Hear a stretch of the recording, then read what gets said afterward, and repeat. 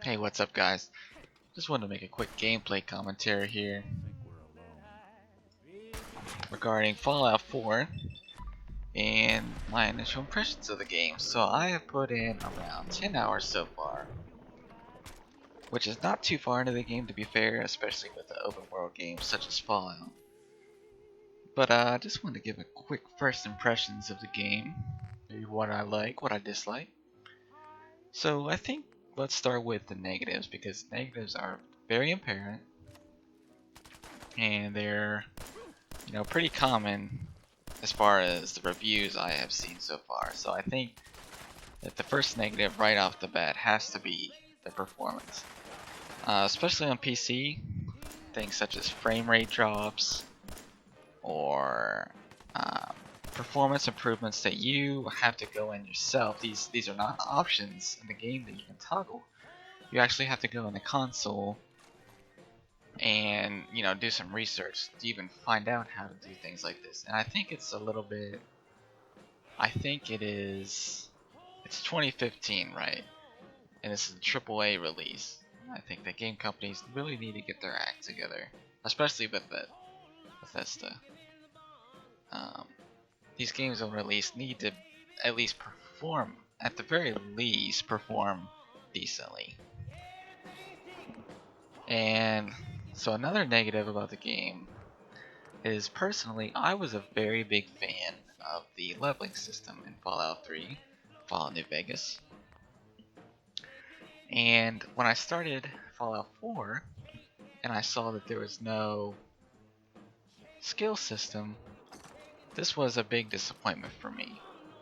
So basically, your only choice of character customization when leveling up is the perk system, in which I admit the perk system is pretty expansive, pretty nice. But I feel like having that on top of the skill system just would have been so much better. I'm really not sure why they scrapped the skill system, but that is a big negative for me. So these two, along with the, I think, very poorly designed, at least for PC, the UI, especially when it comes to the house system, uh, and the housing system in general, is very poor. Not a fan of the UI, and I expect that as soon as mods start coming out, this will get fixed. But I think that game developers should not rely on outside sources to fix things like this in their games. I feel like this is definitely something that should have been addressed very early before release.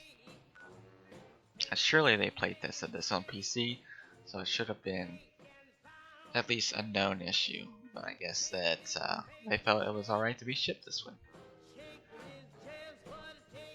So let's move on to the positives of the game. As soon as you start the game, you're met with one of the most robust character creation systems I've ever seen in any game.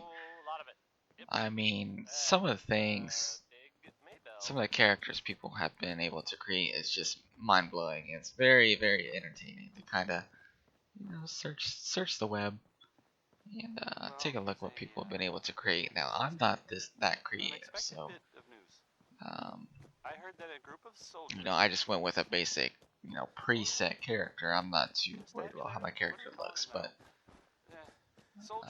you could put a lot of time and thought into your character, and I think that's really nice. So another really nice positive that I kind of touched on earlier was the perk system. The perk system is very robust and it's very expansive. I feel like it could be a bit better.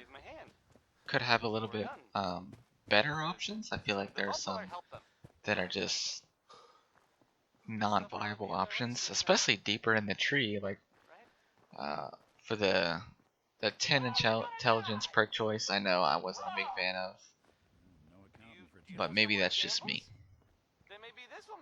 Another major positive about the game that has to be said is the shooting system.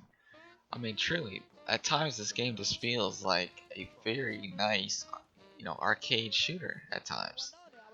you know, almost like a Battlefield or a Call of Duty. The shooting system is very nice, and I feel like it's a big upgrade, especially with the VATS change they made to instead of stopping time, it just kind of slows down time with VATS. So you really have to put some thought into your combat mechanics instead of just mindlessly going into VATS, headshotting the nearest enemy, and being done with it. You know, you really have to put in some aim and some practice. Yeah, I feel like that makes the game a lot more engaging. So I think that's going to be all for this video until I get some more time into it. But as you're going to see here on screen, you know, I actually died to a suicide bomber super mutant. So what a great way to end the video. Thanks for watching, guys.